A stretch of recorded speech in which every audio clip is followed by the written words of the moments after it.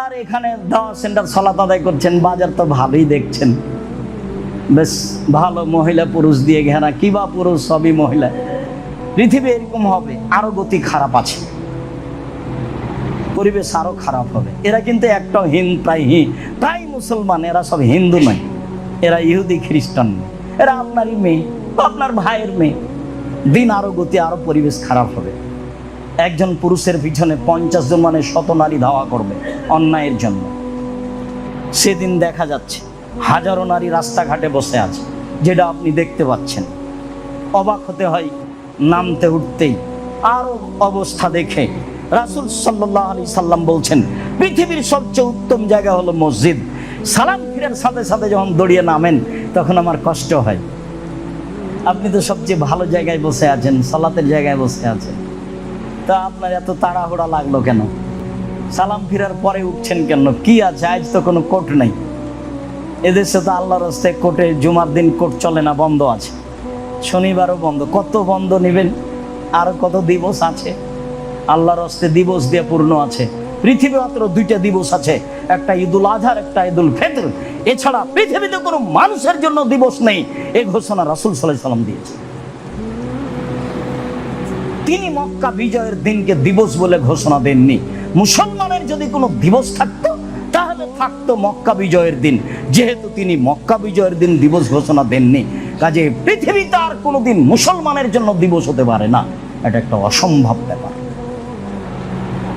আর মুসলমানেরা ঠাকুরের গানকে মেনে নিতেও পারে না। কত বলেছি, কত বক্তব্যে আপনাকে বলেছি, ঠাকুর তো জাতির শত্রু, ঠাকুর তো বাঙালির শত্রু, ঠাকুর তো ঢাকা বিশ্ববিদ্যালয়ের শত্রু, একবারে ডাহা খোলা শত্রু। ঠাকুর তো ইংরেজদের দালাল। ঠাকুর তো লন্ডনে থাকতো আপনি যখন বিপদে, আপনি যখন জেল হাজতে। ঠাকুর আপনার পছন্দ হলো কিভাবে? এটা হয় কি করে? সম্মানিত দিনী ভাই, আজ জুমার খুতবায় বক্তব্যের বিষয় মসজিদ, মসজিদে যাওয়া, মসজিদে সালাত আদায় করা, মসজিদের মর্যাদা, এ নিয়ে আমরা ধারাবাহিকভাবে কয়েক জুমা আলোচনা করব, আশা করছি ইনশাআল্লাহুল আজিজ। আমাদের রমজানের পরবর্তী আলোচনার ধারাবাহিক আলোচনায় প্রথম আলোচনা ছিল আজানের ফজিলত, তারপরের আলোচনা ছিল আজানের শব্দ পদ্ধতি, এরপরে আমাদের আলোচনা মসজিদ নিয়ে। আল্লাহ তাআলা বলেন, ইয়া আইয়ুহাল্লাযীনা আমানু ইযা নুদিয়া লিস-সালাতি মিন ইয়াউমিল জুমআ, হে বিশ্বাসী মানুষজন, যারা আল্লাহকে না দেখে বিশ্বাস করো, জাহান্নাম জান্নাতকে বিশ্বাস করো, ভাগ্যকে মেনে নিয়েছ, শুনে রাখো, তোমাদেরকে যখন জুমার দিন আজান দিয়ে ডাকা হয় তখন তোমরা দ্রুত মসজিদে চলে আসো, ব্যবসা বাণিজ্য ছেড়ে দাও। যখন সালাত হয়ে যাবে তখন আবার আল্লাহর অনুগ্রহ, সম্পদ, পয়সাপাতি উপার্জনে মাঠে নেমে যাও, বেশি বেশি আল্লাহকে ডাকো, আল্লাহ তোমাদের প্রতি দয়া করবেন, এ কথা আল্লাহ তাআলা বলেন।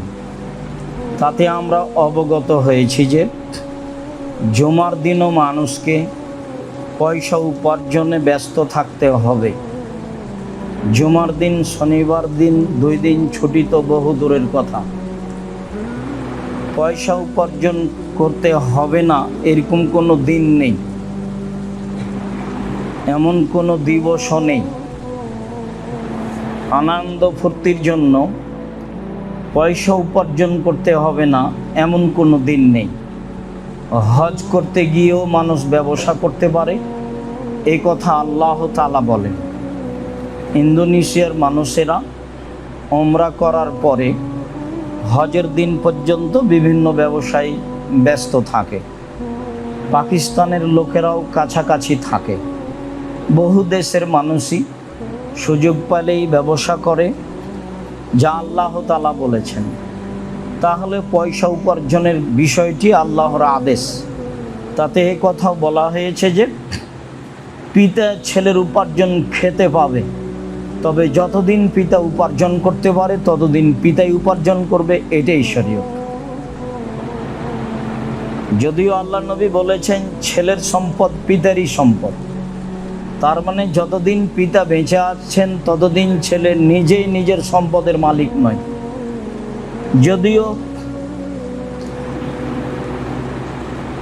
অংশ বন্টনের সময় তাকে মালিক বলে ঘোষণা করা হয়েছে, কিন্তু আল্লাহ নবী বলেছেন ছেলে এবং ছেলের সম্পদ সবই পিতার।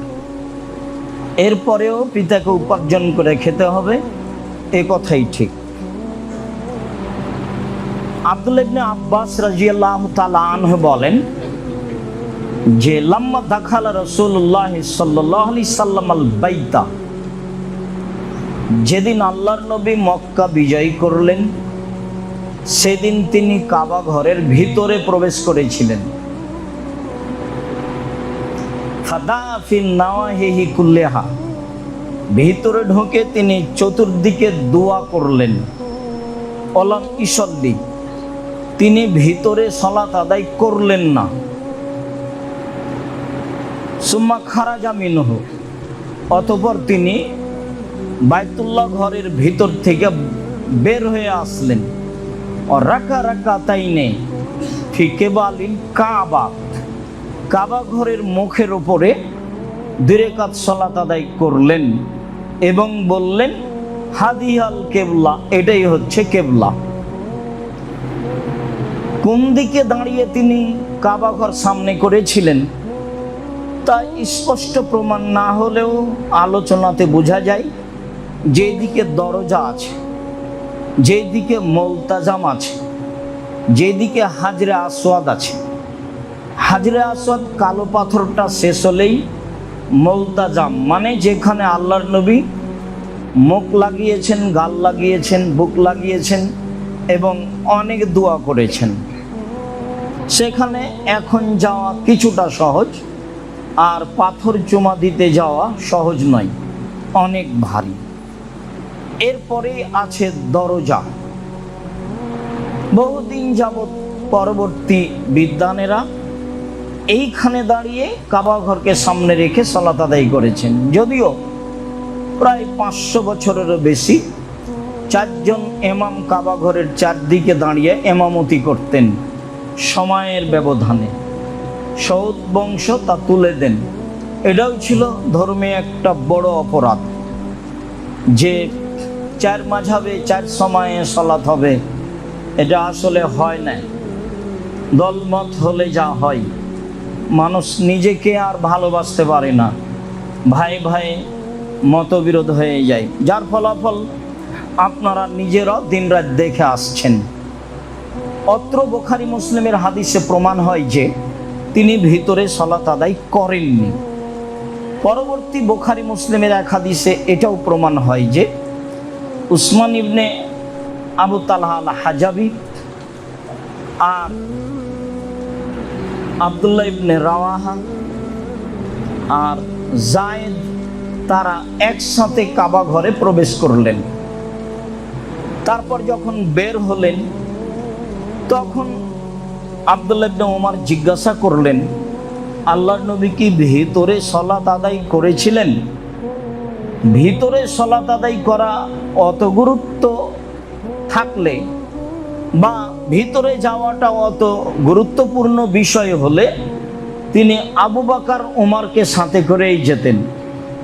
মানে বহু কথাতে বলেছেন এটা আমি বললাম, এটাই আবু বকরের কথা, এটাই ওমরের কথা, আমি এটার প্রতি ঈমান আনলাম, এটার প্রতি ঈমান এনেছে আবু বকর, এটার প্রতি ঈমান এনেছে ওমর।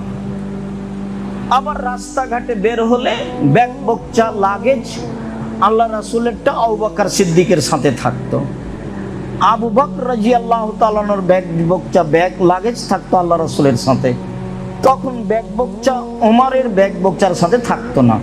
পারিবারিকভাবে রাস্তায় চললে মুহাম্মদ সাল্লাল্লাহু আলাইহি সাল্লাম আবু বকর সিদ্দিকের পরিবারের সাথে একসাথে চলতেন। সবকিছু একসাথে থাকত। যদিও আবু বকর সিদ্দিকের মেয়ে রাসূলের ঘরে, উমর রাদিয়াল্লাহু তাআলা আনহুর মেয়েও রাসূলের ঘরে, এরকম তফাৎ দেখা গেছে। তো তারা কয়েকজন ভিতরে গেলেন, তারা বলছেন আল্লাহর নবী ভিতরে ঢুকে 2 রাকাত সালাত আদায় করেছিলেন। যখন তিনি দাঁড়িয়েছিলেন তখন ডান হাতের দিকে ছিল 2টা স্তম্ভ খুঁটি, আর বাম হাতের দিকে ছিল 1টা, আর পিছনে ছিল 3টে, তাহলে 6টা। সেই দিন কাবা ঘর ছিল 6টি স্তম্ভ খুঁটির উপরে। এই কথা আব্দুল্লাহ ইবনে উমর বলেন, হাদিস বুখারী মুসলিম। উভয়ের সমন্বয়ে ভিতরে সালাত আদায় করা উত্তম নয়, বাহিরেই সালাত আদায় করতে হবে। কেন? ভিতরে সালাত আদায় করলে তো কেবলার কিছু অংশ সামনে থাকলো আর কেবলার কিছু অংশ পিছনে থাকলো, বোঝা গেল না মনে হয়।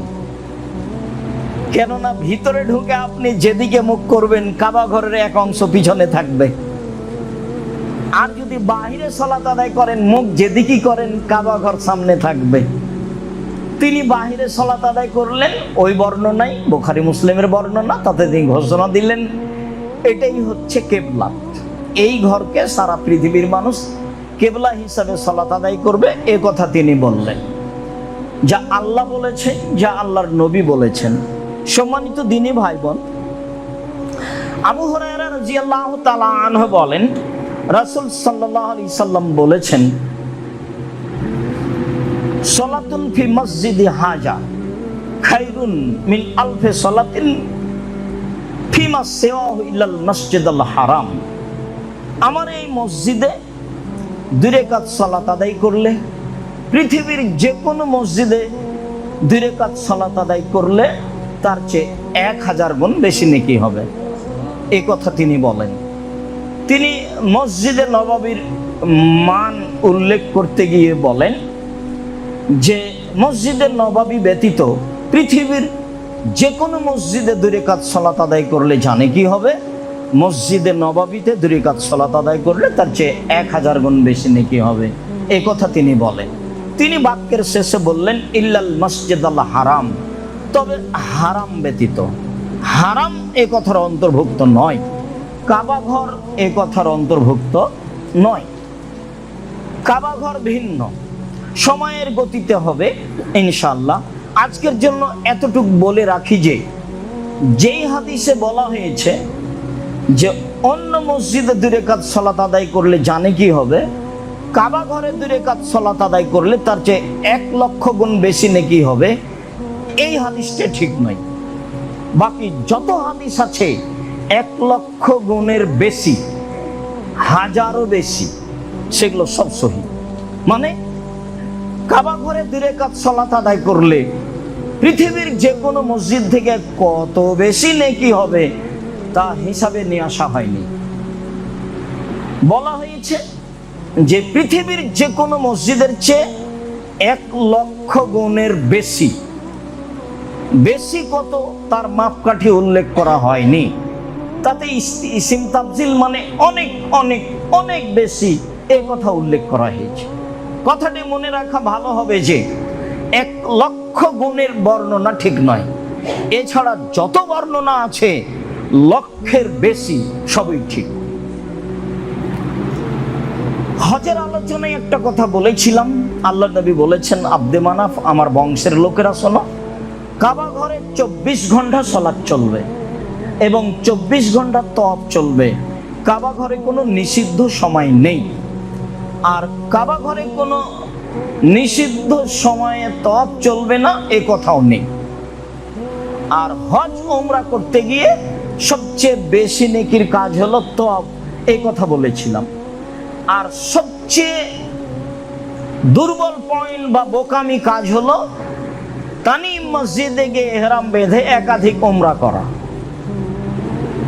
তাতে বলা বাহুল্য বলা হয়েছিল যে আপনার কখন হায়েজ হলো পুরুষ মানুষ আপনি যে আপনি তানিম মসজিদে গিয়ে ইহরাম বেঁধে ওমরা করছেন, এ আবার কোন কথা? আয়েশা রাদিয়াল্লাহু তাআলা আনহার না হয় হায়েজ হয়েছিল, মহিলা মানুষ, সময় মতো তিনি ওমরা করতে পারেননি, তো ওমরা থেকে যায়। যাওয়ার সময় কান্নাকাটি, সবাই যাবে হজ আর উমরা নিয়ে, আর আমি একাই শুধু বাড়ি ফিরে যাব শুধু হজ নিয়ে, এটা আমাকে ভালো লাগে না। তো আল্লাহ নবী বললেন, আব্দুর রহমান জি, তোমার বোনকে তানিমে নিয়ে যাও, তানিমে নিয়ে গিয়ে এহরাম বাঁধিয়ে তার উমরাটা করিয়ে নাও, তখন তুমিও করে নিও, এ কথা তিনি বলেন। বেশি ইবাদত করিয়েন না, কম করেন, ফল ভালো হবে। মনে আছে কি, অজুর আলোচনায় বলছিলাম বা ইসলামের ভিত্তির আলোচনায় বলছিলাম, একটা লোক এসে বলল, বলেন একটা আমলের কথা যাতে জান্নাতে চলে যাব। আল্লাহ রাসূল বললেন 5 ওয়াক্ত ফরজ সালাত, তারপরে হলো যাকাত, তারপরে হলো রমজানের সিয়াম, তারপরে হলো হজ। এবার লোকটা চলে যাচ্ছে আর বলছে, আল্লাহর কসম এর চেয়ে কমও করব না বেশিও করব না, আল্লাহর কসম এর চেয়ে কমও করব না বেশিও করব না। তার মানে ও নফল পড়বে না, তাহাজ্জুদ পড়বে না। তো আল্লাহ রাসূল বলছেন, মান সাররা ইয়ানজুরু রাজুল মিন আহলিল জান্নাহ ফালয়ানজুর ইলা হাজা, সঙ্গী সাথী শোনো, কেউ যদি জান্নাতি দেখতে চাও, এই দেখে নাও, এ লোক হলো জান্নাতি। হাদিস তো বুখারী মুসলিম। বেশি ইবাদত করলেন, ফল ভালো হলো না, তাহলে কেমন হলো? অনেক হুজুর বলেছেন, অনেকেই বলছেন যে মিকাতের বাহিরে চলে গিয়ে ইহরাম বেঁধে উমরা করতে পারে। কোথায় যে এগুলো পেল বুঝলাম না। কম করেন, এক সফরে একটাই উমরা করেন, একটা হজ করেন, জানটা বাঁচুক, আপনিও বাঁচেন, শরীয়তও বাঁচুক, ইবাদতটা আপনার হয়ে যাক, ভুল পদ্ধতিতে পা দিয়েন না। বলছিলাম, আবু সাঈদ খুদরি রাদিয়াল্লাহু তাআলা আনহু বলেন, রাসূল সাল্লাল্লাহু আলাইহি সাল্লাম বলেছেন, লা তুসাদ্দুর রিহাল ইল্লা ইলা সালাসাতি মাসাজিদা, নেকির উদ্দেশ্যে 3টে মসজিদ ছাড়া সফর করা যাবে না। একটা হলো মসজিদুল হারাম, একটা হলো মসজিদুল আকসা, আর একটা হলো মসজিদে হাজা। এই যে আমার এই মসজিদ, মসজিদে নববী, নেকির আশায় পাড়ার মসজিদ ছেড়ে পৃথিবীর কোনো মসজিদে যাওয়া যাবে না, এই 3টা ছাড়া। হ্যাঁ, যেখানে সালাত আদায় করছেন সেখানে বেদাত দিয়ে পূর্ণ, তখন আপনাকে সঠিক আকীদার মসজিদ খুঁজে বের করতে হবে, এ কথাই ঠিক। যেখানে যান খুতবাটাও বেদাতি খুতবা হয়, সেখান থেকে আপনাকে একটা সম্ভবপর খুঁজে বের করতে হবে কোথায় কোরআন হাদিসের খুতবা হয়, সেটাই ঠিক। ইকরাউল কোরআনা ফিল খুতবাতাইনি ইউযাক্কিরুন নাসা, আল্লাহর নবী 2 খুতবাতেই কোরআন মাজিদ পড়তেন আর উপদেশ দিতেন, এটাই সুন্নাত। আর মুসল্লি যে ভাষার, সেই ভাষাতেই খুতবা হতে হবে, বাধ্য হতেই হবে। যেই ভাষার মুসল্লি খুতবা, সেই ভাষাতেই হতে হবে, হতেই হবে। জোর করে ধর্ম মেনে কোনো লাভ নেই, কারো পৈতৃক সম্পত্তি নয়, সব ভাষাতে নবীকে পাঠানো হয়েছে। তাহলে নবী সবকে এক ভাষায় পাঠাতেন, সৌদি আরবের লোকজন হিসাব করে ঠিক করে নিত। সব ভাষাতেই খুতবা হতে হবে, এটাই সুন্নাত। আবু হুরায়রা রাদিয়াল্লাহু তাআলা আনহু বলেন, রাসূল সাল্লাল্লাহু আলাইহি সাল্লাম বলেছেন, মা বাইনা বাইতি ও মিম্বারি রাউযাতুম মিন রিয়াজিল জান্নাহ ওয়াল হাউজু আলা মিম্বারি, বুখারী মুসলিমের হাদিস। পৃথিবীর মানুষ শুনে রেখো, আমি যে ইমামতি করি, এই মেহরাব আর এই যে আমার ঘর যেখানে আমি থাকি, যেখানে আয়েশা থাকে আমি থাকি, এই 2টার মধ্যে যে জায়গাটা, এই জায়গাটা হলো জান্নাতের একটি টুকরা, রাউযাতুম মিন রিয়াজিল জান্নাহ। এটুকু বক্তব্যের পরে তিনি বললেন, ও মিম্বারি আলা হাউজি, আর আমার মিম্বারটা যেখানে আমি সালাত আদায় করি, এখানে রয়েছে হাউজে কাউসার। মানে বিচারের মাঠে যখন হাউজে কাউসারের পাশে মানুষ উপস্থিত হবে, সেটা হলো তার মিম্বারের নিচে, সেটা হলো মসজিদে নববীর পাশে, নববীতেই, সেটা হলো মসজিদে নববীর যেটা মেহরাব, সেই মেহরাবের নিচে। এই ঘোষণা রাসূল সাল্লাল্লাহু আলাইহি ওয়াসাল্লাম দিলেন, হাদিস বুখারী মুসলিম। সম্মানিত দিনী ভাই বোন, এখানে একটি জোরালো কথা যে সারা পৃথিবীর মানুষের জন্য একই কথা, বাঙালিদের জন্য বাংলা ভাষায় বলছি। সম্মানিত দিনী ভাই বোন, আল্লাহর নবী কোনদিন এই বাক্যের পরে এই জায়গাটুকুতে সালাত আদায় করলে বেশি নেকি হবে এ কথা বলেননি। কোনদিন কোন সাহাবী এই মিম্বার থেকে নিয়ে তার ঘর পর্যন্ত এখানে সালাত আদায় করতে হবে এরকম মনে করেননি। সাহাবী করেননি, তাবেঈ করেননি, তাবেঈ করেননি, 4 মাযহাবের বড় বিদ্বানগণ করেননি। সারা পৃথিবীর কোনো মানুষ ভাবেনি যে এই ঘর থেকে নিয়ে আমার মিম্বার পর্যন্ত এই জায়গায় সালাত আদায় করতে হবে, এই জায়গায় সালাত আদায় করলে বেশি নেকি হবে, এরকম কথা বলেননি। যত দূর পর্যন্ত গেট আছে, গেটে লেখা আছে 22 নম্বর গেট, 31 নম্বর গেট, 213 নম্বর গেট, গেটে ঢুকে 2 রাকাত সালাত আদায় করলে সারা পৃথিবীর যে কোনো জায়গায় 2 রাকাত সালাত আদায় করলে জানে কি হবে, তার চেয়ে 1000 গুণ বেশি নেকি হবে। এক নেকি বেশি হবে যদি বলা হয় রাওজাতুম মিন রিয়াজিল জান্নাতে, তাহলে সেই কথা হবে বিদআত, সেই ইবাদত হবে হারাম, সেই ইবাদত হবে বিদআত। কেন সেখানে সরকারিভাবে নারী পুরুষ সালাত আদায় করতে যাবে? কেন সেই জায়গার মাদুরটা সাদা হবে? কেন সেটাকে ভিন্নভাবে সম্মান করা হবে? পৃথিবীর কোনো বিদ্বান বলেন নিয়ে কথা, বরং বিদ্বানগণ এভাবে এসেছেন। আচ্ছা, এ বাক্যের অর্থ কি? আল্লাহ নবী তো বলে গেলেন না বাক্যের অর্থ কি, খালি বলে দিলেন যে আমার মিম্বার থেকে আমার ঘর পর্যন্ত এইটুকু জান্নাতের একটা অংশ, জান্নাতুল ফেরদাউসের একটা অংশ। তো বিদ্বানগণ বলতে লাগলেন এটা আসলেই অংশ, আসলে অংশ হলে সেখানে সালাত আদায় করতে হবে, এটা তো নয়। আবার কেউ বলেছেন আসলে এইটা বলে এইটার একটা মসজিদের বা এই জায়গার একটা মর্যাদা উল্লেখ করা হয়েছে, বলা হয়েছে যে আল্লাহ আলাম, আল্লাহই ভালো জানেন এর যে রহস্য কি। আল্লাহ রাসূল বলেন ওই যে ওহুদ, ওহুদকে আমরা ভালোবাসি, ওহুদ আমাদের ভালোবাসে। তো ওহুদ পাহাড় জড় বস্তু, আমাদের কি ভালোবাসে? আমরা কি দিয়ে বুঝবো যে ওহুদ পাহাড় আমরা ভালোবাসে? আল্লাহ রাসূল কি বললেন এইটা? এর তো ব্যাখ্যা মানুষ জানে না। আমরা ওহুদ পাহাড়কে ভালোবাসি, ওহুদ পাহাড় আমাদের ভালোবাসেন, এইগুলো হচ্ছে মুতাশাবিহাত বাক্য, যার সারমর্ম মানুষের অবগতিতে নেই। আমার মিম্বার থেকে নিয়ে মসজিদ পর্যন্ত এই জায়গাটুকু জান্নাতের অংশ, এ কথার সারমর্ম পৃথিবীর মানুষ জানে না। এই হিসাবে বাকি সময় থাকতে হবে, এই কথাই ঠিক। এখানে 2 রাকাত সালাত আদায় করতে হবে, এই হিসাব বিদআত। সরকারিভাবে করছে, সরকারিভাবে করছেন, কি করবেন? বহু কাজ তো সরকারিভাবে, আর সরকার তো এইসব মসজিদ ব্যবহার করে না, ও তো লিজ দেওয়া আছে, টেন্ডার দেওয়া আছে। তাদের হজ হোক না হোক, এটা যারা টেন্ডার নিয়েছে, হজ হোক না হোক সেটা তাদের প্রয়োজন নেই। হইচই হয় না যেন, হইচই ঝামেলা হলো তো সামনে বছর তাকে আর দেবে না, বলে তুমি পারবে না, তো যে পারবে তাকেই দিব। শতকরা 40% জায়গা ভিতরে ফাঁকা আছে, আপনাকে ঢুকতে দিবে না। যেদিক দিয়ে যাবেন খালি মামনু, যেদিক দিয়ে ঢুকবেন মামনু, মামনু নিষিদ্ধ, যাওয়া নিষেধ। আপনি কোথায় সালাত আদায় করবেন তাদের বিবেচনা নেই, যাওয়া নিষেধ, এটা হিসাব। সম্মানিত দিনী ভাই বোন, এই কথাটা মাথায় রাখবেন। রাওজাতুম মিন রিয়াজিল জান্নাহ, আল্লাহ নবী বলেছেন, এই কথা ঠিক, সারমর্ম মানুষ জানে না।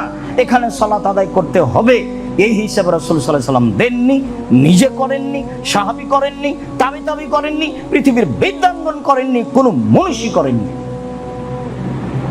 সেখানে সাদা কার্পেট রাখাই অপরাধ, সরকারিভাবে সময় উল্লেখ করে মেয়েদের সেখানে সালাত আদায় করতে দেওয়া, এটা অপরাধ। বলছিলাম আব্দুল্লাহ ইবনে উমর রাদিয়াল্লাহু তাআলা আনহু বলেন, কানা নবী সাল্লাল্লাহু আলাইহি সাল্লাম আতা মসজিদা কুবাইন,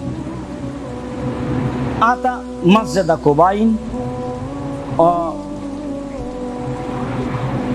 আলা কুল্লি সাবতিন মাশিয়ান রাকিবান ওয়া ইসাল্লি ফিহি রাকাতাইন।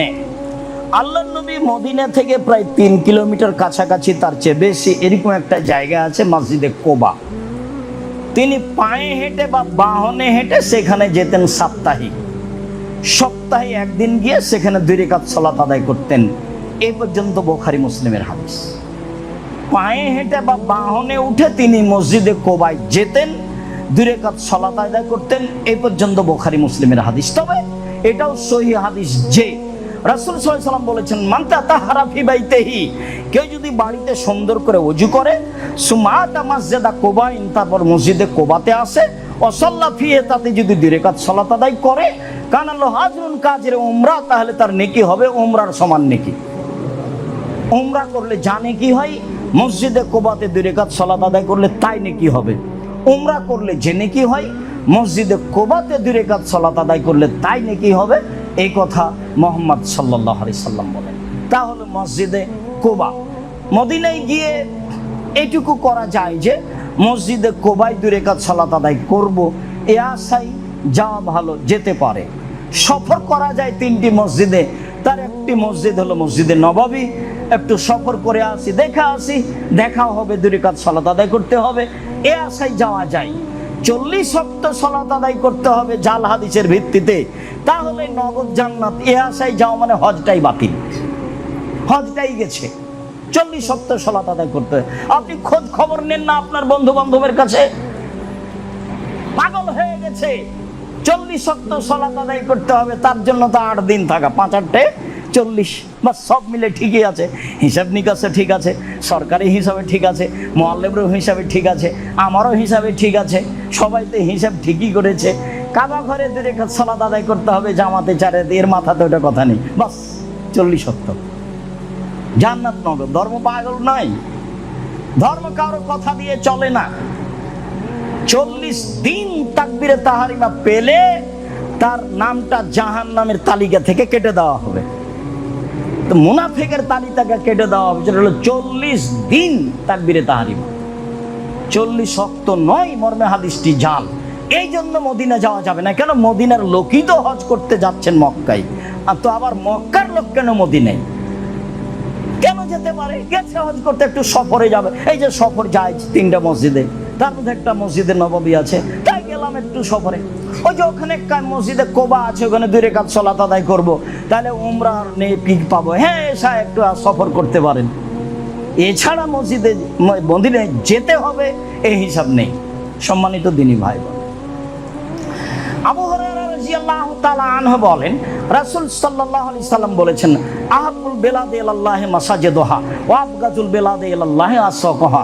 পৃথিবীর সবচেয়ে উত্তম জায়গা হলো মসজিদ, আর পৃথিবীর সবচেয়ে নিকৃষ্ট খারাপ জায়গা হলো বাজার। আর এখানে দাওয়া সেন্টার সালাত আদায় করছেন, বাজার তো ভালোই দেখছেন, বেশ ভালো, মহিলা পুরুষ দিয়ে ঘেরা, কিবা পুরুষ সবই মহিলা। পৃথিবী এরকম হবে, আরো গতি খারাপ আছে, পরিবেশ আরো খারাপ হবে। এরা কিন্তু একটাও প্রায় মুসলমান, এরা সব হিন্দু নয়, এরা ইহুদি খ্রিস্টান, এরা আপনারই মেয়ে, আপনার ভাইয়ের মেয়ে। দিন আরো গতি, আরো পরিবেশ খারাপ হবে। একজন পুরুষের পিছনে 50 জন মানে 100 নারী ধাওয়া করবে অন্যায়ের জন্য। সেদিন দেখা যাচ্ছে হাজারো নারী রাস্তাঘাটে বসে আছে, যেটা আপনি দেখতে পাচ্ছেন। অবাক হতে হয় নামতে উঠতেই। আরো অবস্থা দেখে রাসূল সাল্লাল্লাহু আলাইহি সাল্লাম বলছেন, পৃথিবীর সবচেয়ে উত্তম জায়গা হলো মসজিদ।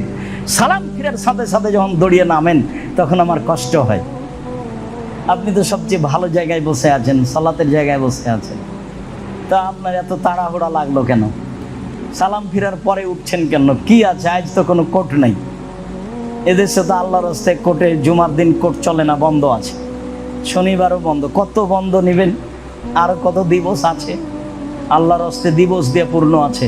পৃথিবী মাত্র 2টা দিবস আছে, একটা ঈদুল আজহার, একটা ঈদুল ফিতর। এছাড়া পৃথিবীতে কোনো মানুষের জন্য দিবস নেই, এই ঘোষণা রাসূল সাল্লাল্লাহু আলাইহি সাল্লাম দিয়েছেন। তিনি মক্কা বিজয়ের দিনকে দিবস বলে ঘোষণা দেননি। মুসলমানের যদি কোনো দিবস থাকতো, তাহলে থাকতো মক্কা বিজয়ের দিন। যেহেতু তিনি মক্কা বিজয়ের দিন দিবস ঘোষণা দেননি, কাজে পৃথিবীতে আর কোনোদিন মুসলমানের জন্য দিবস হতে পারে না। এটা একটা অসম্ভব ব্যাপার। আর মুসলমানেরা ঠাকুরের গানকে মেনে নিতেও পারে না। কত বলেছি, কত বক্তব্যে আপনাকে বলেছি, ঠাকুর তো জাতির শত্রু, ঠাকুর তো বাঙালির শত্রু, ঠাকুর তো ঢাকা বিশ্ববিদ্যালয়ের শত্রু, একবারে ডাহা খোলা শত্রু। ঠাকুর তো ইংরেজদের দালাল, ঠাকুর তো লন্ডনে থাকতো আপনি যখন বিপদে, আপনি যখন জেল হাজতে। ঠাকুর আপনার পছন্দ হলো কিভাবে? এটা হয় কি করে? সম্মানিত দিনী ভাই, বলছিলাম রাসূল সাল্লাল্লাহু আলাইহি সাল্লাম বলেন, মান গাদা ইলাল মসজিদ আও রাহা আদাল্লাহু লাহু নুজুলান ফিল জান্নাহ। কেউ যদি সকালে বিকালে মসজিদে যায়, কেউ যদি সকালে বিকালে সালাত আদায় করতে যায়, তাহলে আল্লাহ তার জন্য মেহমানি প্রস্তুত করেন। যতবার যায় যতবার আসে, যতবার যায় যতবার আসে। আল্লাহর মেহমানি তো শুধু শুনছি, খেতে তো পাইনি। খেতে পেলে বোঝা যাবে। তো মেহমানি তো উনি কি দিবেন? তো মেহমানি দিবেন সারা পৃথিবীকে তিনি নিজ হাতে একটা রুটি বানাবেন। তখন সারা পৃথিবীর দামি জায়গাও থাকবে, বুড়িগঙ্গা নদীও থাকবে। সারা পৃথিবীকে তিনি হাতে রুটি বানাবেন, নিজ হাতে। নিজ হাতে রুটি বানিয়ে নাস্তা হিসেবে জান্নাতীদের দেওয়া হবে। তাতে তরকারি থাকবে মাছের কলিজা, মাছ এবং ষাঁড়ের কলিজা, এইটা থাকবে তরকারি। সারা পৃথিবী হলো নাস্তা, রুটি, আর এটা হলো তরকারি। জান্নাতে যেটা প্রথম প্রস্তুত হবে আপনার আমার জন্য, সৎ মানুষের জন্য। তো রাসূল সাল্লাল্লাহু আলাইহি সাল্লাম বললেন যে সকালে বিকালে মসজিদে যায়, তার জন্য আল্লাহ তাআলা মেহমানি প্রস্তুত করেন। মেহমানিকে মানে মেহমানকে যে খেতে দেয়। তো মেহমানি একদিন দামি খাদ্য, 3 দিন কোন রকম, 3 দিনের পরে মেহমানি নেই। যেই জন্য বলা আছে যে শ্বশুর বাড়ি 3 দিনের পরে থাকলে টাকা দিয়ে দিতে হবে। তখন কেউ অনেক কথাই বলেছে, যে যাই বলুক কথা এটাই, 3 দিনের পরে মেহমানি নেই। বিবাহ করেছেন, বউ বাড়িতে থাকবে আপনার মায়ের কাছে থাকবে। বিদেশে থাকেন, বউকে শাশুড়ির কাছে রেখেছেন কেন? বিদেশে আছেন 5-10 বছর থাকেন, বউ আপনার শাশুড়ির কাছে কেন? আপনার মায়ের কাছে থাকবে।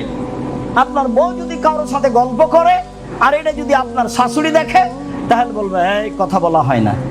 আর যদি আপনার মা দেখে কারোর সাথে প্রেমের গল্প করছে, তাহলে আপনার মা অজ্ঞান হয়ে যাবে। ইন্না লিল্লাহি ওয়া ইন্না ইলাইহি রাজিউন। ওটা হলো শাশুড়ি, এটা হলো মা। এখন মায়ের নামে খুলিয়েন, বইয়ের নামে খুলিয়েন না, টাকা বেশি হলে পালিয়ে যাবে। আপনার হিসাবই ভুল। রাগ হয়েছে তাতে কি হবে? মাটির উপরে ঘুম থেকে উঠে দেখলেন সবচেয়ে খারাপ মানুষ মা, মাটির উপরে ঘুম থেকে উঠে দেখলেন সবচেয়ে খারাপ মানুষ বাপ, আর উল্টা বলছে কোথাও ঠিক। আমাকে সহ্য করে না, আমার ছেলে মেয়েকে সহ্য করে না, আমার ছোট ভাই 10 পয়সা ইনকাম করে না, তাকে নিয়ে রাত দিন আমার মা ভাসে, আমার বোনের ছেলে মেয়েকে নিয়ে আমার মা ভাসে বেড়াই, এ কথাই ঠিক। আমার বউকে গালি দেয়, টাকা আমি দিয়ে আমার বউকে গালি দেয়, এ কথাও ঠিক। তারপরেও এটা আপনার মা, এটা আপনার বাপ, মুখ খোলার কোনো সুযোগ নেই। মনে রাখবেন, শ্বাস বন্ধ হয়ে গেলে দিন রাত চিৎকার করলে এটা আর ফিরে আসবে না। আমার আব্বা একদিন আমাকে বলেছিলেন, বেটা এই পাঞ্জাবিটা ভারী লাগে। তো এই কথাটার আমি দাম দিইনি। সেই দিন থেকে নিয়ে এখন পর্যন্ত এই কথা আমি ফেরত পাই না। এর সংশোধন কি দিয়ে হবে? পৃথিবীতে এমন কোনো পথ নাই সেটা সংশোধন করা। 1 মিনিটের জন্য যদি সময় থাকতো তাহলে এটা আমি সংশোধন করতাম। আমার বাপকে এই পাঞ্জাবি খারাপ লাগে এটা আমি বুঝতে পারিনি তখন। পাঞ্জাবি ছিল মোটা কাপড়ের, এটা আমাকে খুব কষ্ট দেয়। আমার জীবনে বেঁচে থাকা যতদিন আছে সবচেয়ে আমার বাপের এই কথাটা আমার কাছে কষ্টকর। আমাকে বলছে, বেটা পাঞ্জাবিটা ভারী লাগে। আমি কথা তখন দাম দিতে পারিনি। কাপড় তো ভালো, ভারী কেন বলছে? এই কথাটার আমি হিসাব দিতে পারি না। সম্মানিত দিনী ভাই বোন, বলছিলাম রাসূল সাল্লাল্লাহু আলাইহি সাল্লাম বলেন, মানুষ সকালে বিকালে মসজিদে গেলে আল্লাহ তার জন্য জান্নাতে মেহমানি তৈরি করবেন। এই কথা রাসূল সাল্লাল্লাহু আলাইহি সাল্লাম বলেন। আল্লাহুম্মা সাল্লি আলাইহি আল্লাহুম্মা বারিক আলাইহি।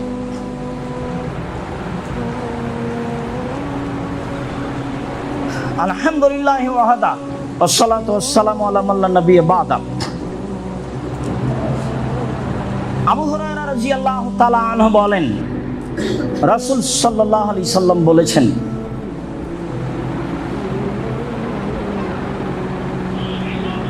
as-salatu ya bani salama diarakum tuktabu asarukum diarakum tuktabu asarukum। হে বানু সালামা, মসজিদের নিকটে বাড়ি করার চেষ্টা করিও না, পদক্ষেপ অনুযায়ী নেকি দেওয়া হবে। হে বানু সালমা, তোমরা মসজিদের নিকটে বাড়ি করার চেষ্টা করিও না, পদক্ষেপ অনুযায়ী নেকি দেওয়া হবে। যার পদক্ষেপ যত বেশি হবে তার নেকি তত বেশি হবে।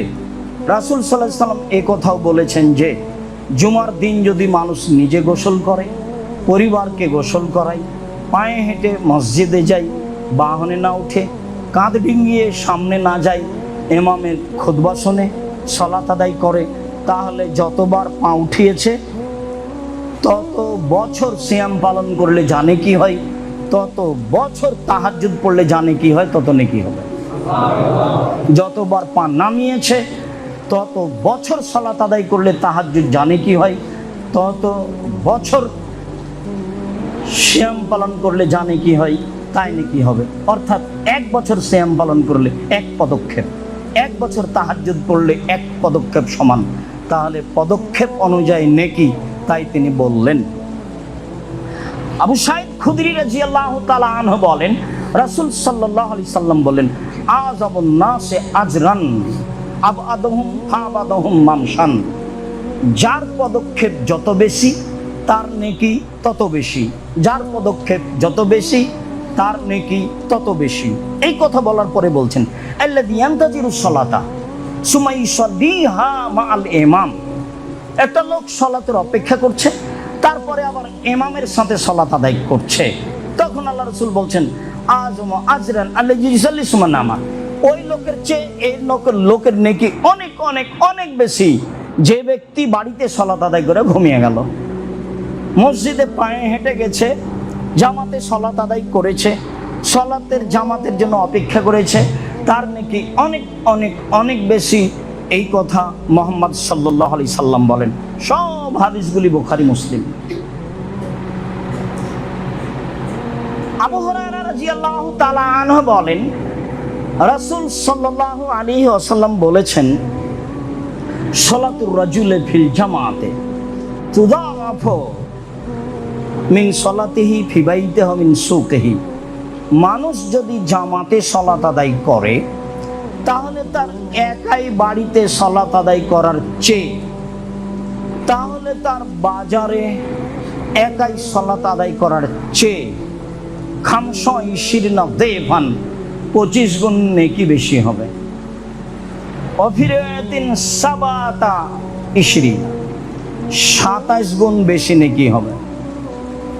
বাজারে বা একাই সালাত আদায়ের চেয়ে মসজিদে গিয়ে সালাত আদায় করলে 25 গুণ বা 27 গুণ বেশি নেকি হবে। এই কথা রাসূল সাল্লাল্লাহু আলাইহি সাল্লাম বলেন। হাদিস বুখারী মুসলিম। এই কথা বলার পরে তিনি বলেন, ওয়াদালিকা আন্নাহু তাওয়াজ্জা ফাহসানুল ওযুয়া। এই নেকি বেশি এই জন্য যে, আপনারা একটু দয়া করে রাস্তায় দাঁড়ায়েন না, বুঝতে তো পারছেন মানুষের যেতে অসুবিধা হয়, ওই পিছন দিকে একটু জায়গা নেওয়ার চেষ্টা করেন। আর না হলে উপরে ফ্যানের মনে হয় ব্যবস্থা করা হয়েছে, সেখানে যাওয়া যায়। জায়গা না থাকলে দাঁড়িয়ে থাকতেন, কিন্তু যারা যাতায়াত করছে তারা জায়গা পাচ্ছে না, রাস্তা পাচ্ছে না। কাজে আমাদের জন্য শোভনীয় উচিত হবে রাস্তাটা ছেড়ে দিয়ে কোনো একটা জায়গা গ্রহণ করা। সম্মানিত দিনী ভাই বোন, বলছিলাম রাসূল সাল্লাল্লাহু আলাইহি সাল্লাম তারপরে বললেন যে এটা এই জন্য যে সুন্দর করে ওযু করলো, সুম্মা খারাজা ইলাল মসজিদ, তারপর মসজিদে গেল, লা ইয়াখরুজু ইল্লা সালাত, আর শুধু সালাত আদায়ের জন্যই মসজিদে বের হয়েছে। তো লাম তাখতু খুতওয়াতান ইল্লা রফিয়া বিহা দারাজাতুন ওয়া হুত্তা আনহু সায়া। যতবার পা রাখা হবে তত একটা করে নেকি মান বাড়িয়ে দেওয়া হবে, আর একটা করে পাপ মিটিয়ে দেওয়া হবে। যতবার পা রাখবেন, যতবার পা রাখবেন তত পদক্ষেপ সমান।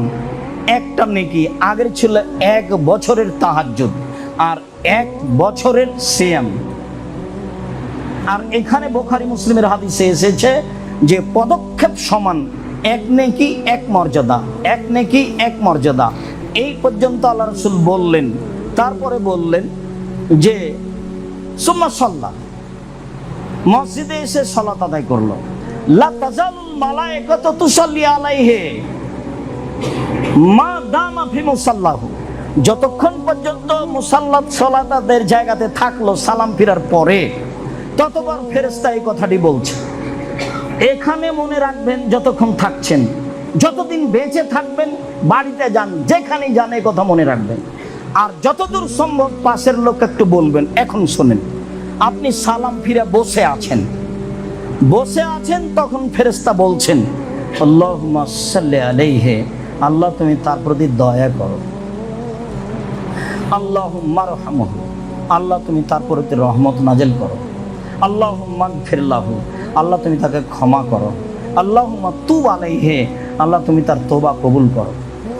মালাম ইউযি ওয়ালাম ইহুদিস, এইটা অতক্ষণ পর্যন্ত ফেরেশতা বলতে থাকবে যতক্ষণ পর্যন্ত আপনি আর একজনকে কষ্ট না দিবেন। একজনকে ধাক্কা দিয়ে চলে গেলেন, একজনকে পায়ের উপরে কাঁধের উপর পা রেখে ডিঙ্গিয়ে চলে গেলেন, তখন কষ্ট দেওয়া হলো, তখন আর ফেরেশতারা এই কথা বলবেন না। বা ওযু ভেঙে গেল, তখন আর ফেরেশতারা এই কথা বলবেন না। হাদিস বুখারী মুসলিম। এমনিতে অন্যদিন শুনেছি যে পায়ে হেঁটে মসজিদে গেল, সালাতের পরে বসে বসে জিকির আজকার করলো, তাহলে লোকটা হয়ে গেল সেই দিনের মতো যেদিন তার মাতাকে জন্ম দিয়েছে, নিষ্পাপ হয়ে গেল। সেটা আগে থেকে আমরা অবগত আছি। নিরুপায় ছাড়া জুমা মিস করবেন না, বরং বন্ধু বান্ধব আত্মীয় স্বজনকে নিয়ে আসার চেষ্টা করবেন। আমি আপনার ধর্মীয় ব্যাপারে চূড়ান্ত সঠিকভাবে কিছু না কিছু উপকার করবো ইনশাআল্লাহ। তো সেদিন তো হয়ে যাবে সেই দিনের মতো যেদিন তার মাতাকে জন্ম দিয়েছে, নিষ্পাপ হয়ে যাবে, এই কথা বলেছি। আর আজকে বলছি বুখারী মুসলিমের হাদিস, যে রাসূল সাল্লাল্লাহু আলাইহি ওয়াসাল্লাম বললেন, আপনি সালাম ফেরার পরে বসে যদি তাসবিহ তাহলিল করেন, তাহলে ফেরেশতারা 1 নাম্বার বাক্য বলে আল্লাহুম্মা সাল্লি আলাইহি, 2 নাম্বার বাক্য বলে আল্লাহুম্মা রহমহু, 3 নাম্বার বাক্য বলেন আল্লাহুম্মা গফির লাহু, 4 নাম্বার বাক্য বলেন আল্লাহুম্মা তুব আলাইহি। ও যে তওবা করছে এটা তুমি কবুল করো, এটা ফেরেশতারা বলে। যতক্ষণ পর্যন্ত ওযু নষ্ট হচ্ছে, নষ্ট না হচ্ছে, যতক্ষণ পর্যন্ত আপনি কষ্ট না দিচ্ছেন। হাদিস বুখারী মুসলিম। একেবারেই সালাম ফেরার পরে উঠে যাওয়া গতিটা থেকে ফিরে আসলেন, একেবারেই অপছন্দ গতি। আমি সবাইকেই সহযোগিতা করার জন্য বলছি। আর আমার যারা দিনী বোন এক একজন কষ্ট পান যে এত কেন বলা হয়। আল্লাহ রাসূলও বলতেন সালাতের পরে দানের কথা। আর এসব প্রতিষ্ঠান এভাবেই চলে, সরকারও জনগণের পয়সা দিয়ে চলে। ওরা তো আর দান চায় না। ওই 5 কাঠা জমি রেজিস্ট্রি করেন, ঢাকা শহরে কত টাকা লাগছে বক্তব্যে বলা আছে, দাম যা জমির কাছাকাছি রেজিস্ট্রি খরচও তাই। টাকাটা কোথায় দিলেন? আর একটা ভ্যাট আছে, জমির খাজনা দিতে হবে কেন? কত পয়সা সরকার নিচ্ছে তার কোনো হিসাব আছে? কোরআন মাজিদে আছে সরকার টাকা দিয়ে দেশ চালাবে উসমানের মতো, সেটা কি এখন আছে? কত পথ আছে আপনার কাছ থেকে একটা জোর করে কেটে নেওয়ার পথ আছে, ভ্যাট এমনি কেটে দিবে, আপনার কিছু বলা লাগে না। তাহলে কোনো কিছুই চলে না পয়সা ছাড়া, একটা সরকার চলে না 10 জনগণের পয়সা ছাড়া। আর কত পথ আছে সরকারের পয়সা ইনকামের মানুষের কাছ থেকে, কত কিভাবে তার কোনো হিসাব নাই। আর এইসব বেসরকারি প্রতিষ্ঠানগুলি জামিয়া সালাফের মতো যেগুলো সাধারণ প্রতিষ্ঠান, যেখানে শিক্ষার ব্যাপারে সরিষা সম পরিমাণ ছাড় নাই, সেই প্রতিষ্ঠানগুলো এইভাবেই চলে। সেগুলো সরকারি সহযোগিতায় চলে না, ব্যক্তিগত সহযোগিতায় চলে। বিশেষ করে দিনী বোনেরা যারা আছেন, এই উদ্দেশ্যেই দান করবেন যেটা আল্লাহ রাসূল বলেছেন। দান করছি এই জন্য যে মহিলাদের জন্য জাহান্নাম ঘোষণা আছে, তিনি বলেছেন দান করলে মহিলাদেরকে জাহান্নাম থেকে বাঁচিয়ে দিবেন, এই জন্য দিচ্ছি। আর আপনার ধারণায় কেমন দান বলতে পারছি না। আমি মনে করি দানের জায়গা হিসাবে যেগুলো সবচেয়ে ভালো স্থান, তার মধ্যে আছে জামিয়া সালাফিয়া, শিরক মুক্ত প্রতিষ্ঠান জামিয়া সালাফিয়া, বিদআত মুক্ত প্রতিষ্ঠান জামিয়া সালাফিয়া, দল মুক্ত প্রতিষ্ঠান জামিয়া সালাফিয়া, সংগঠন মুক্ত প্রতিষ্ঠান জামিয়া সালাফিয়া, হিংসা মুক্ত প্রতিষ্ঠান জামিয়া সালাফিয়া, দেশের সর্ববৃহৎ প্রতিষ্ঠান জামিয়া সালাফিয়া। শিক্ষা মানে শিক্ষাগুণে, আয়াতনে, শিক্ষক সংখ্যায়, ছাত্র সংখ্যায় 519 জন ইয়াতিম অসহায় আছে। আপনি যান না কেন? আমি তো আপনাকে যেতে বলছি, যাবেন, একটু শান্তি লাভ করবেন, দেখে আসবেন। একদিক থেকে একদিক 9 পয়েন্ট কমে 1 কিলোমিটার, এই যে পাশে আছে বাণিজ্য মেলার পিছনে, দেখতে ভালো লাগে। কাজেই আপনার ভালোবাসা যেন থাকে, হোক না 5 টাকা দান, হোক না 10 টাকা দান, হোক 500 টাকা দান। আমি আপনাকে যেটা অনুরোধ করব সেটা হলো কোটাটা যেন আপনার সামনে দিয়ে খালি চলে না যায়। একে যে কোনো মূল্যে মূল্যায়ন করবেন, দরকার হলে একটা কয়েন, একটা টাকা দিয়ে মূল্যায়ন করবেন। এটা শহরের ব্যাপার, 1 টাকা দিয়ে মূল্যায়ন করতে আপনাকে হবে না। আপনি বরং 500, 1000 টাকা দিয়ে মূল্যায়ন করবেন, এটাই ভালো, যেটা আপনার জন্য সুবিধা। বলছিলাম সম্মানিত দিনী ভাই বোন, আমরা চলে আসছি কাছাকাছি। আবু হুরায়রা রাদিয়াল্লাহু তাআলা আনহু বলেন, রাসূল সাল্লাল্লাহু আলাইহি সাল্লাম বলেছেন 7 শ্রেণীর মানুষ বিচারের মাঠে বিশেষ ছায়াতলে থাকবে। ওপরে যেতে হবে, নইলে কি এখন তো আর আপনারা উপরে যেতে পারছেন না, ভালোই তো কষ্টকর, রাস্তা তো একেবারেই বন্ধ। আচ্ছা, অল্প কয়েক মিনিট একটু কষ্ট করে দাঁড়ান। বলছিলাম রাসূল সাল্লাল্লাহু আলাইহি সাল্লাম বলেন 7 শ্রেণীর মানুষ বিচারের মাঠে বিশেষ ছায়াতলে থাকবে, যেদিন আল্লাহর ছায়া ছাড়া আর কোনো ছায়া থাকবে না। তার মসজিদের একটা আলোচনা আছে, সেই জন্য এই কথাটা বলছি। 7 শ্রেণীর মানুষের সাথে একটা মসজিদের কথা আছে।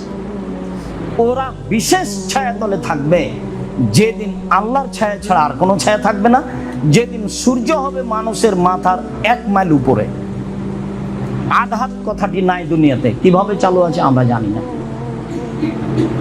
যেইভাবে আসলে জিবরাইল পায়ের আঘাত করে জমজম পানি বের করলেন, তা আমরা তো জানি ইসমাইলের পায়ের আঘাতে জমজম পানি বের, তো দুধ খায়, ওর আবার পায়ের আঘাত কি আছে? এখন সবাই বলছে, এটাই শুনেছি বুখারী মুসলিমের হাদিসে আছে জিবরাইল পায়ের আঘাত দিয়ে জমজম পানি বের করলেন। সম্মানিত দিনী ভাই বোন, এক ইমামুন আদেল, ন্যায়পরায়ণ নেতা। আব্দুল্লাহর বক্তব্যের মাঝে মধ্যে এই অংশ আসে। ন্যায়পরায়ণ নেতা যারা 10-এর পয়সা মেরে খায়, যারা আত্মসাৎ করে, যারা চুরি করে, যারা ধোঁকা দেয়, যারা বিরোধিতা করে, যারা মানুষকে জেল হাজতে দেয়, যারা মানুষের প্রতি জুলুম করে, এরা কোনোদিন নেতা হতে পারে না। এরা কেউ নয়, সব মুনাফিক। আর আল্লাহ নবী বলছেন, এরকম মানুষকে যদি তোমরা নেতা করো তাহলে আল্লাহ তোমাদের উপর অসন্তুষ্ট হবেন। যার বিপদ, যার সমস্যা আমাদেরকে মাঝে মধ্যে ভোগ করতে হচ্ছে। এমনি তো মহিলা মানুষ নেতা হলে, নেত্রী হলে ওই দেশের উপরে গজব নাজেল হবে, এই কথা রাসূল সাল্লাল্লাহু আলাইহি ওয়াসাল্লাম বলেছেন। সেটাও বুখারী মুসলিম হাদিস। যার ফলাফল সবাই ভোগ করছে, তারপরে মানুষের কেন যে চেতনা ফিরে আসে না? দল নিয়ে সবাই ব্যস্ত, দল নিয়ে যে ব্যস্ত, আর একজনকে মায়েরা ন্যাংরা করে দিবে, তখন কি হবে? হিসাব আছে। মানে বিবেচনা ছাড়াই জীবিকা নির্বাহ করলে হবে? বিবেচনার দাম আছে, বিবেচনার বিবেকের খুব দাম আছে। বিবেক যার যত বেশি, বিচারের মাঠে তার বিচার তত বড় হবে। যার বিবেচনাই নাই তার বিচার নাই। পাগলের কোনো বিচার নেই, পাগলের বিচার হবে না। এই কথা রাসূল সাল্লাল্লাহু আলাইহি ওয়াসাল্লাম বলেন। ন্যায়পরায়ণ নেতা। 2, সব নাশাফি ইবাদাতিল্লাহ, ছোট থেকে যারা ইবাদতে অভ্যাসী, 7 বছর বয়সে সালাত শুরু করেছে, 10-12 বছর বয়সে সিয়াম শুরু করেছে, বড় হয়ে হোসে তাহাজ্জুদ শুরু করেছে। ছোট থেকেই যারা ইবাদতে অভ্যাসী, তারা থাকবে বিশেষ ছায়াতলে। 3, রাজুলুন কালবুহু মুআল্লাকুন বিল মসজিদ খারাজা মিনহু হাত্তা ইয়াউদা ইলাইহি, যার অন্তরটা মসজিদের সাথে লেগে আছে। মসজিদ থেকে বের হয়েছে, আবার ভাবছে কখন ফিরে আসবে, কখন ফিরে আসবে। এমন মানুষ থাকবে বিচারের মাঠে বিশেষ ছায়াতলে। জোহরের সালাত আদায় করেছেন, আসরের সালাতে যাবেন, সেজন্য ব্যস্ত হয়েছেন। একবার ঘড়ি দেখছেন, একবার বৌমাকে বলছেন, একবার মেয়েকে বলছেন সময়ের খবর, মানে ব্যস্ত হয়ে আছেন। এমন মানুষ থাকবে বিচারের মাঠে বিশেষ ছায়াতলে। রাজুলানি তাহাব্বা ফিল্লাহি ইজতামা আলাইহি তাফাররাকা আলাইহি, 2 জন বন্ধু, বন্ধুত্ব গড়েছে আল্লাহকে সন্তুষ্টের জন্য, কেটে দিয়েছে আল্লাহকে সন্তুষ্টের জন্য। বেশ ভালো চাল চলন, আচরণ ভালো, তো তার সাথে চলে ফিরে উঠে বসে।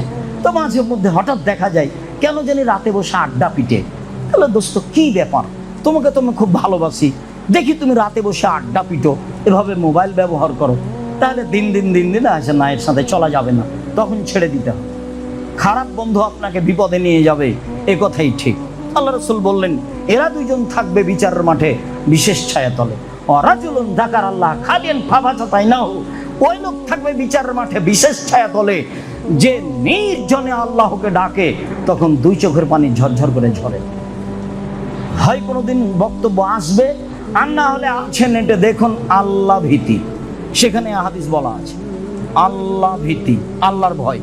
তখন এই হাদিস বলা আছে যে ওই মানুষ, পুরুষ নারী বিচারের মাঠে বিশেষ ছায়াতলে থাকবে যেই পুরুষ নারী নির্জনে আল্লাহকে ডাকে, তখন 2 চোখের পানি ঝরঝর করে ঝরে। এ থাকবে বিশেষ ছায়াতলে, এই কথা রাসূল সাল্লাল্লাহু আলাইহি ওয়াসাল্লাম বলে।